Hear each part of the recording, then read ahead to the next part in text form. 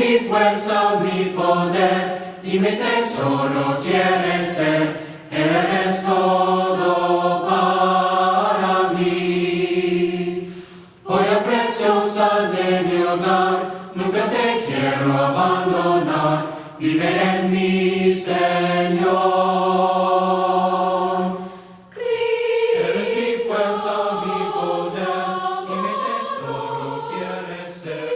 Eres todo. Ha llegado el momento, amados hermanos, de escuchar la palabra, la poderosa palabra de nuestro Dios, esa palabra que es más dulce que la miel. Vamos a oírla con atención, vamos a poner nuestro corazón con toda humildad y mansedumbre para recibir esa palabra que sea implantada en nuestros corazones y pueda dar fruto a 30, 60 y a 100 por uno. Vamos a dejar en este momento al instrumento de esta noche, a nuestro amado hermano Roberto Miranda, a quien le pido que pueda activar su micrófono y ministrarnos en la palabra de esta noche. Dios te bendiga, mi hermano Roberto.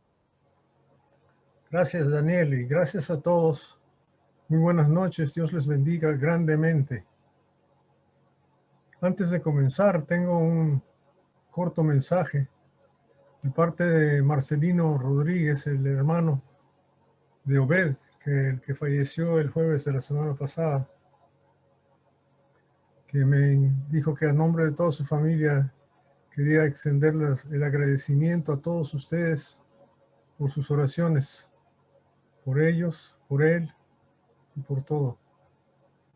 No hay duda de que se nos fue un héroe más de la palabra, de la fe. Un predicador que estuvo predicando y enseñando a través de Facebook hasta el último día, haciendo todo lo posible para que Dios sea glorificado.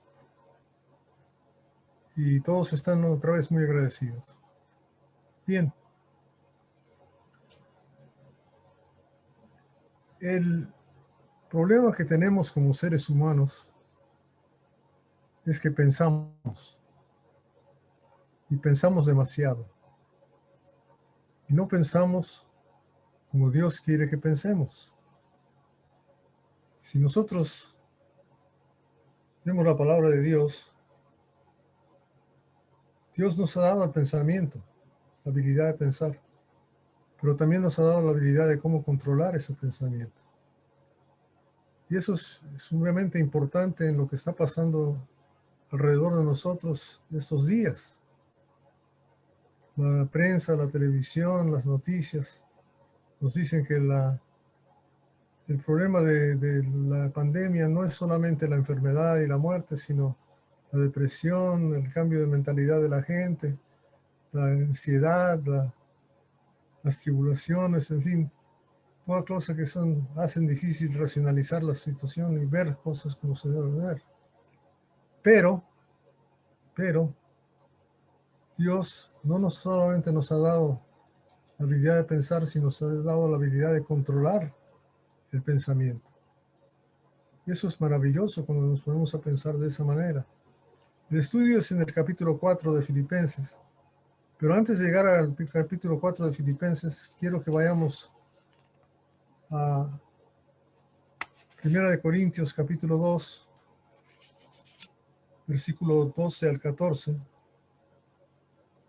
realmente hasta el 16, donde dice: nosotros no hemos recibido el espíritu del mundo, sino el espíritu que proviene de Dios, para que sepamos lo que Dios nos ha concedido. Lo cual también hablamos, no con palabras enseñadas por sabiduría humana. O sea, no podemos hablar lo que pensamos, sino con lo que enseña el espíritu, acomodando lo espiritual a lo espiritual. El hombre natural no percibe las cosas que son del Espíritu de Dios, porque para él son locura y no las puede entender, porque se han de discernir espiritualmente. En cambio, el espiritual juzga todas las cosas, pero él no es juzgado de nadie, porque ¿quién conoció la mente del Señor? ¿Quién le instruirá? Mas nosotros tenemos la mente de Cristo. Y un poco más adelante, en el versículo 6, el capítulo 4, de ahí de 1 Corintios, dice: pero esto, hermanos, lo he presentado en Apolos, en mí, como ejemplo en mí y en Apolos, por amor de vosotros, para que nosotros aprendáis, oigan bien la palabra, aprendáis a no pensar más de lo que está escrito, no sea porque por causa de uno os envanezcáis unos contra otros. Aunque el contexto es para evitar la división, el problema que nos está diciendo se resuelve cuando aprendemos a no pensar más allá de lo que piensa Dios. Cuando nos decidimos hacer esas cosas. Bien, vamos a Filipenses. Y otra vez, antes del capítulo 4, entendamos que ya Filipenses nos está dando un ejemplo, Pablo, de cómo piensa él, a pesar de la situación y la condición en la que está. Acuérdense que está en la cárcel, y cuando estas gentes se les ponía en la cárcel, según el capítulo 16 de Hechos, estaban con cepos. Un cepo es una como tranca en las manos y en los pies, y estaba el cuerpo colgando con la cabeza por un lado y el cuerpo por el otro, y los pies adelante y las manos adelante. Una posición sumamente incómoda. Pero estas gentes, a pesar de tener esa situación, y no les daban pavo y bife al pobre, o carne asada, o cosas por el estilo, pan y agua, si bien les iba. Sin embargo, ellos, ¿qué hacían? ¿Qué hacía Silas y Pablo? Cantaban himnos, a pesar de eso. Entonces, cuando Pablo escribe la carta a los filipenses, fíjense el número de veces que usa la palabra gozo. Dice el versículo 3, doy gracias a mi Dios siempre que me acuerdo de vosotros, siempre en todas mis oraciones, rogando con gozo por todos vosotros. O sea, una de las cosas que nos da gozo es pensar en nuestros hermanos queridos. Como para mí, reunirme con ustedes cada noche que hay y que puedo hacerlo, es maravilloso, me anima. Y espero que yo, cuando los veo saludándose unos a otros, veo que ustedes también están animados. Están animándose unos a otros y se ponen contentos de saludarse unos a otros y de conocernos y de vernos otra vez. Y deseamos seguirnos viendo. Entonces, Pablo, que está en la cárcel, está escribiendo, siempre doy gracias en mis oraciones, rogando con gozo por todos vosotros. Oigan bien, poco más adelante nos dan una razón del gozo, porque tiene una meta, el Evangelio. La meta, ¿se acuerdan? Está en Hechos capítulo 20, versículo 24, cuando Pablo está hablando a los ancianos de Éfeso, dándoles recomendaciones, y le están diciendo ya a él,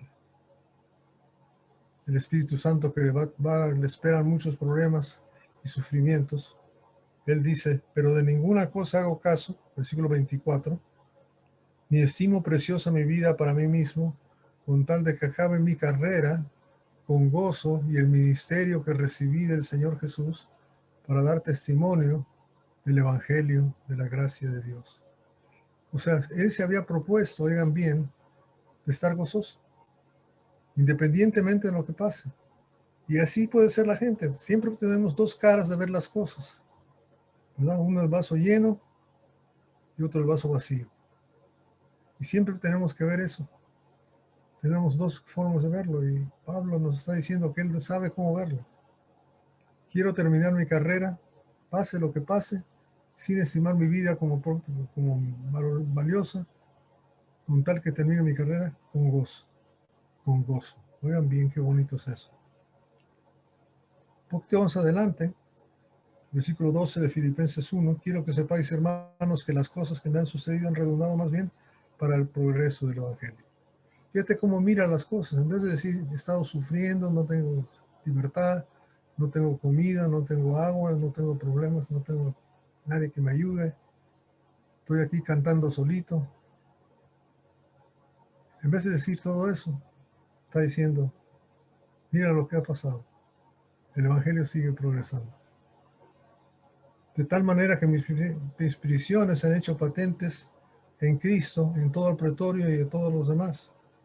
Y fíjate qué es lo que ha pasado, el 14. Y la mayoría de los hermanos, cobrando ánimo en el Señor con mis prisiones, se atreven mucho más a hablar hablar la palabra sin temor. No hay como ver a alguien sufriendo, como para darse cuenta que otra persona tiene que levantarse y tomar ese lugar. Ahora que el hermano Beda ha fallecido, ¿cuántos de la iglesia, de la congregación donde él estaba, se levantarán para seguir el trabajo? Seguramente que hay más, seguramente que hay muchos, porque siempre es así. En la congregación de Northwest en Houston falleció uno de los ancianos hace poco. Ya tenemos el anciano de repuesto. Ya está otro hermano supliendo como anciano. Porque así es como Dios provee las cosas. Entonces, a pesar de que Pablo no puede andar viajando, visitando, evangelizando, y organizando y haciendo todo lo que hacía, porque está encarcelado, de todos modos Dios provee. Y Pablo está contento porque la meta se sigue logrando. Y dice el versículo 18, ¿qué pues?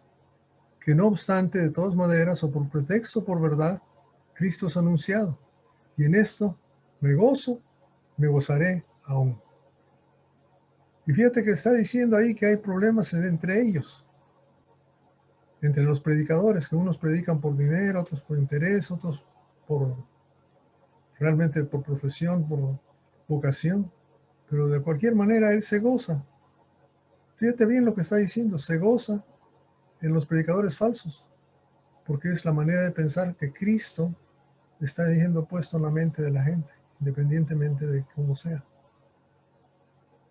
La gente no puede decir nunca he escuchado de Cristo, ni los evangélicos, ni los presbiterianos, ni los bautistas, ni siquiera los testigos, ni los mormones, ni los católicos. Todos han escuchado de Cristo. Y ese es el gozo. La otra cosa es tristeza, pero fíjate dónde concentra Pablo su pensamiento. ¿Ok? El versículo 25 dice, y en esto, confiado en esto, sé que quedaré, aún permaneceré con todos vosotros para vuestro provecho y gozo de la fe. Cuando él dice, para mí morir es ganancia, vivir es Cristo, pero si conviene que me quede, me quedo. ¿Para qué? Para vuestro sufrimiento, para irles a regañar, para irles a... No, para vuestro gozo. O sea, Dios no me va a dejar en este mundo, sino es para que ustedes se gocen. Ponte a pensar en eso. ¿Por qué estás aquí? ¿Por qué no tienes el COVID? ¿Por qué no te has enfermado? ¿Por qué no tienes cáncer tú? Porque Dios quiere que tú generes gozo en los demás. Por eso nos estamos juntando. Qué maravilla ponerse a pensar cuál es nuestra meta. El gozo del Evangelio. El Evangelio quiere decir buenas noticias, buenas nuevas. El gozo del Evangelio es tremendo. Sigue la forma de pensar. ¿Ok? Después de decirles ya el ejemplo de Jesús, del capítulo 2, del 1 en adelante, todavía les dice, hablando de pensar en la gracia de Dios, fíjate bien, versículo 1 del capítulo 2, por tanto, si hay alguna consolación en Cristo, algún consuelo de amor, alguna comunión del Espíritu, algún afecto entrañable, alguna misericordia, todo eso lo ofrece Cristo cuando muere en la cruz por nosotros. Completad mi gozo. O sea, ¿cómo piensa Pablo del tremendo sacrificio de Jesús? Se goza en ello porque le ofrece el perdón de los pecados, la salvación, la vida eterna. Completad mi gozo sintiendo lo mismo, teniendo el mismo amor, unánimes, sintiendo una misma cosa. La Biblia de las Américas dice, con el mismo propósito, la misma meta, es completar mi gozo. Gócense ustedes así como yo me conviene. Un poco más adelante, el versículo 15 y 16 dice, para que seáis irreprensibles y sencillos hijos de Dios sin mancha, en medio de una generación maligna y perversa, en medio de la cual resplandecéis como luminares en el mundo, asidos de la palabra de la vida, para que en el día de Cristo yo pueda gloriarme de que no he corrido en vano y en vano he trabajado. Y quiero que pensemos en eso otra vez. ¿Se acuerdan allá en 1 Corintios 4:6? Tenemos que aprender a no pensar más allá de lo que está escrito. Entonces aquí les dice asidos, agarrados, ¿verdad? Arraigados en la palabra de Dios, para que yo pueda tener gozo, para que yo pueda gloriarme, para que yo pueda gozarme, de que no trabajé en vano, no les dije eso en vano. O sea, eso es lo que más nos interesa, es que nos apeguemos totalmente a su palabra, para que aprendamos a pensar como piensa Dios, como piensa Cristo, como piensa el Espíritu Santo. Y el 18 dice, asimismo, gozaos y regocijaos vosotros conmigo. Bueno, gocémonos, regocijémonos, porque tenemos la salvación, la vida eterna. No nos puede hacer nada el COVID, ni el cáncer, ni nada, ni los accidentes automovilísticos, porque morimos en la cúspide de nuestra gloria, porque estamos protegidos por nuestro Señor y vamos a la vida eterna. Pensemos así, pensemos, es lo que tenemos que pensar. El hombre natural no piensa así, se acongoja, se duele y solamente ve eso. Le dice uno a una persona mundana, mira qué bonito es esto porque vamos a la vida eterna. Sí, pero, y entra todas las quejas del mundo. Tenemos todos esos problemas del mundo. Sí, pero, el pero siempre está ahí, cuando uno no quiere ser gozoso. Podemos controlar nuestra mente.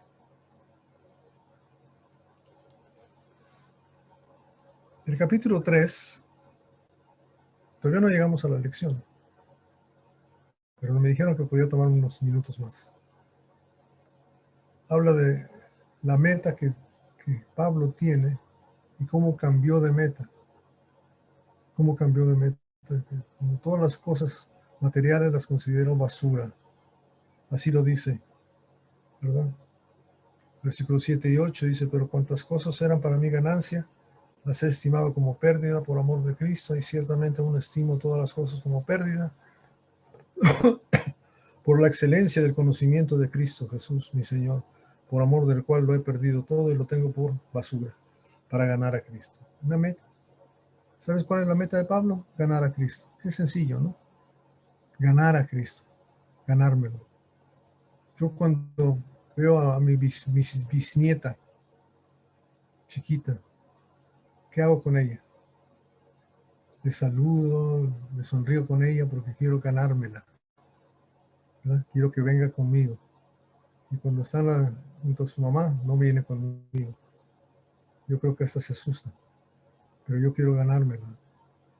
Yo tengo que tener esa misma mentalidad con Cristo. Yo quiero ganarme a Cristo. Quiero ganarme el favor de mi Dios. Piensen en eso. Esa es la meta. Versículo 9. Y ser hallado en Él, no teniendo mi propia justicia, que es por la ley, sino la que es por la fe en Cristo, la justicia que es de Dios por fe. La justicia es un tema aparte que algún día me darán la oportunidad, la estudiamos. Pero eso es lo que Él quiere, ser hallado de Él con la justicia de Dios, no practicando tu propia justicia. No poder decir, mira, yo fui bueno, que Dios me diga, es que lo que tú crees que era bueno no era bueno, era malo. ¿Y qué necesito hacer eso? Aquí está la meta, versículo 10 y 11. A fin de conocerle y el poder de su resurrección y la participación de sus padecimientos, llegando a ser semejante a Él en su muerte. Hasta ahí está dispuesto Pablo a pasar. Si en alguna manera llegase a la resurrección de los muertos. La meta de Pablo es esa. Fíjense cómo piensa Pablo. Y él nos dice que lo imitemos a él, como él imita a Cristo. O sea que él está pensando como Cristo. Él es palabra inspirada por Dios. Entonces entendamos eso. Que yo quiero llegar a la vida eterna, a la resurrección de los muertos. Con esa misma actitud. No que lo haya alcanzado ya, ni que ya sea perfecto, maduro, sino que prosigo para ver si logro así agarrarme de aquello por lo cual fui también nacido, agarrado por Cristo Jesús. Él me llamó, me amarró, me apresó, me hizo su preso para que yo pueda seguirle a Él. Y sigue el mismo, lo podemos seguir estudiando el 3, pero quiero llegar al 4. Versículo 4, capítulo 4, versículo 1. Así que, hermanos míos, amados y deseados, fíjate cómo piensa Pablo de la hermandad. ¿Cómo piensa, hermano, Pablo de la hermandad? Eso es tan importante. El amor que tiene Pablo, que da gracias con gozo cuando se acuerda de ellos, como leímos en Filipenses 1, 3. Da gracias porque los recuerda. Así nos debemos de pensar unos de otros. Amarnos de esa manera, entrañable. Entrañable decir, mis amados hermanos, amados y deseados, gozo y corona mía. ¿Cuál es mi gozo? Verás a ustedes el día de Cristo. 1 Tesalonicenses 2, último versículo, 19 creo. Qué maravilla podernos ver en aquel día frente a Jesús. Ese es nuestro gozo. Gozo y corona mía. Así estad firmes en el Señor, amados. E inmediatamente ahí, el versículo 2 dice, ruego a Evodia y Síntique que sean de un mismo sentido en el Señor. Aparentemente había problemas entre Evodia y Síntique. ¿Cuántas Evodias y Síntiques hay en la iglesia? Ten cuidado que no seas uno de ellos. No tengas una queja contra el otro, porque si os quejáis, seréis condenados. Dice la palabra en Santiago capítulo 5, versículo 9. Sed de un mismo sentir. Asimismo te ruego a ti también, compañero fiel, que ayudes a estas. O sea, intercede. Que hay entremétete para que se acabe esa división, para que se acabe ese problema, para que se acaben esas quejas, para que se acaben esas diferencias. Las divisiones destruyen la iglesia. Y el maligno lo sabe. Y es muy fácil ver divisiones. Evodia y Síntique son mujeres, pero pueden ser hombres.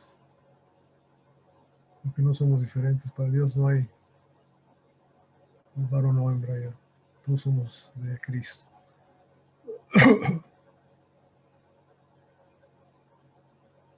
Que ayudes a estas que combatieron juntamente conmigo en el Evangelio, con Clemente también, y los demás colaboradores míos cuyos nombres están en el libro de la vida. Y otra vez no se olviden cómo piensa Dios. Libro de la vida, no libro de la muerte. Libro de la vida. Cuando nos pone Dios ahí, nos está dando algo especial, vida eterna. ¿Y qué dice después? Versículo 4. Otra vez el gozo. Regocijaos en el Señor siempre. Otra vez digo, regocijaos. ¿Saben lo que está diciendo eso? Dios no te pide algo que no puedes hacer. Dios te está diciendo que si tú puedes ponerte contento, ponte contento, porque lo puedes hacer.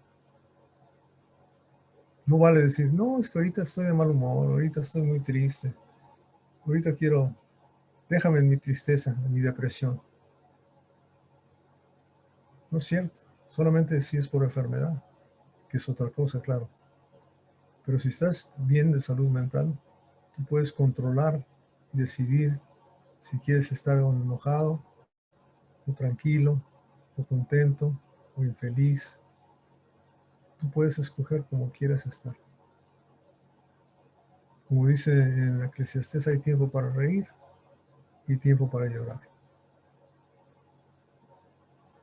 Tú lo puedes decidir. Tú lo puedes decidir.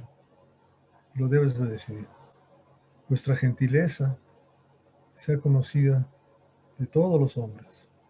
El Señor está cerca. Y nos está diciendo, el Señor está cerca, no lo pienses que lo vas a hacer a partir de la semana que entra. Yo sé que debo perdonar a mi marido por las fechorías que me ha hecho, pero voy a esperar 2 semanas antes de perdonarlo para que sufra un rato más. No vale. El Señor está cerca, te mira, te ve y sabe cuáles son tus intenciones. Sabe cuáles son tus intenciones. Ahora aquí entra ya más todavía el control mental. Versículo 6, por nada estéis afanosos. ¿Cómo va a ser eso? Porque estamos bombardeados con afán. Todas las noticias, la prensa, todo nos lleva a que estemos afanosos. Nos vamos a morir, vamos a pescar esta dichosa pandemia. Nos va a pescar un cáncer, nos va a atropellar un carro, pues no voy a salir ya. Siempre estamos afanosos. Pero ¿cómo se resuelve? Fíjate bien. Si no sean conocidas vuestras peticiones delante de Dios. Ahí está la solución. Sean conocidas vuestras peticiones delante de Dios. En México le decimos, cuando tienes una responsabilidad y se la pasas a otro, pásale la bolita. Pásale la bolita, pásale el afán, pásale tu poder, tu tribulación, tu tristeza, pásasela a Dios. Lo que está diciendo. Delante de Dios, en toda oración y ruego. Y ruego. Cuando oró el hermano Raúl, pastor, él estaba rogando. No estaba dando órdenes a Dios. A veces cuando le oramos a Dios decimos, tenemos esta lista de peticiones. Por favor, hazlas buenas, ¿verdad? Para que no nos enojemos. Dios merece el respeto. Peticiones delante de Dios con toda oración y ruego. Y además de eso, que es una cosa que a veces se nos olvida hacer, con acción de gracias. Con acción de gracias. Ahora, acción de gracias, hermanos, no es nada más decir gracias por todo lo que haces, sino acción es actuar. ¿Cómo agradecemos a Dios? ¿Cómo le agradecemos a alguien lo que ha hecho por nosotros? Si alguien me trae un regalo de cumpleaños en mi cumpleaños, yo tengo que llevarle un regalo de cumpleaños en su cumpleaños al otro. O sea, ¿cómo agradecemos? Sí damos las gracias, pero procuramos hacer algo especial. ¿Verdad? Acción es acción de gracias.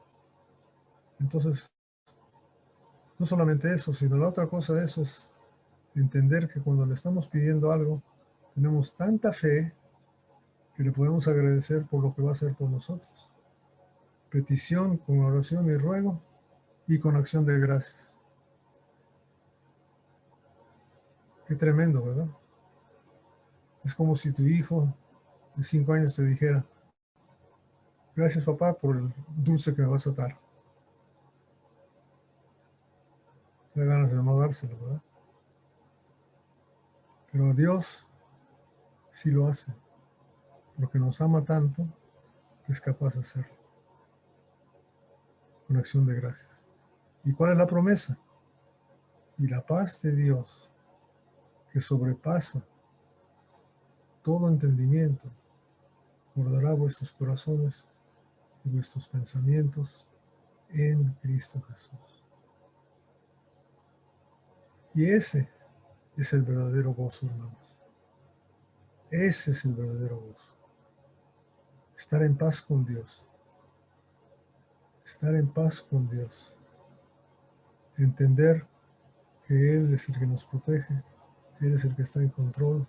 Nosotros estamos en sus manos, en sus brazos, y Él nos va a glorificar en el día que más necesitamos que lo haga. Y no nos va a dejar caer en tentación, nos va a librar del mal, Todas esas cosas. Y ya el versículo 8 y 9 nos da las instrucciones específicas de en qué pensar. En qué pensar. Y eso es en lo justo, lo honesto, lo verdadero, lo puro, lo amable, lo de buen nombre, lo de buena virtud, lo de alabanza. En esto pensar. Ahí está una lista.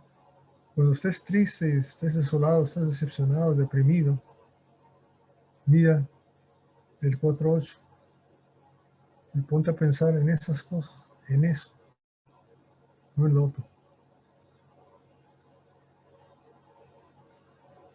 El problema que tenemos, especialmente las mujeres, tienen memoria de elefante, no se olvidan nunca de nada. Nosotros somos más olvidadizos, pero tampoco nos olvidamos de muchas cosas, especialmente las malas.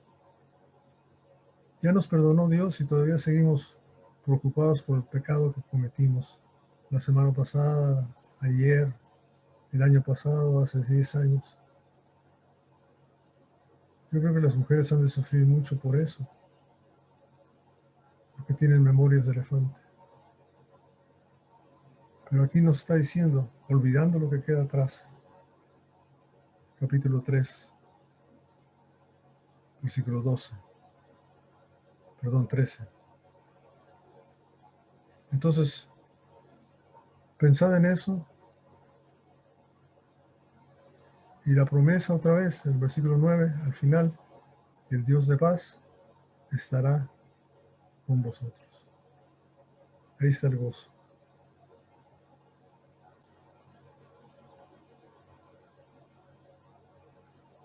Y el último punto, que es el más sencillo de todos, es del versículo 10 al 14. Y ahí vamos a terminar. Al 13. En gran manera me gocé del Señor de que ya al fin habéis revivido vuestro cuidado de mí, de lo cual también estabais solícitos, pero os faltaba la oportunidad. No lo digo porque tenga escasez, porque he aprendido a contentarme, cualquiera que sea mi situación. Sé vivir humildemente, tener abundancia, en todo estoy enseñado, así para estar saciado, como para tener hambre, para tener abundancia, o para padecer necesidad. He aprendido a pensar, a estar satisfecho, a estar contento con lo que tiene. Y con ese pensamiento, dice, todo lo puedo en Cristo que me fortalece. Pregunta a cada uno de los oyentes. ¿Todo lo puedes en Cristo que te fortalece? Pregunta. ¿Tus pensamientos están en Cristo Jesús? Pregunta. ¿La paz de Dios está en ti? Pregunta. ¿El Dios de paz está en ti? Dios quiera que así sea en cada uno de nosotros.